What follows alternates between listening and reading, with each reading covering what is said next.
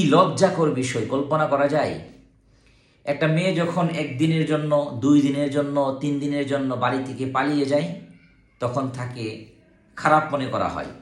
তার পরিবার তাকে খারাপ মনে করে, সমাজ তাকে খারাপ মনে করে, আত্মীয় স্বজন, পাড়া প্রতিবেশী তাদেরকে খারাপ মনে করে। এই মেয়েটাই যখন 1 ঘন্টা 2 ঘন্টার জন্য তার বয়ফ্রেন্ডের সাথে দেখা করতে যায়, পার্কের চিপা চাপা খুঁজে বিভিন্ন জায়গায় দেখা করে, তখন এই সমাজে তাকে কিচ্ছু মনে করে না। তার ভাই তাকে কিছুই মনে করে না, তার বোন তাকে কিছু মনে করে না, এটাকে লাভ মনে করে। কল্পনা করা যায়? অথচ ওইটা ছিল একদিনের নোংরামি, আর এটা হলো 1 ঘন্টার নোংরামি। তোমার কাছে একদিনের নোংরামিটা নোংরামি মনে হয়, আর 1 ঘন্টার নোংরামিটা এনজয় মনে হয়। এই হলো আমাদের সমাজ, আমাদের সোসাইটির কালচার।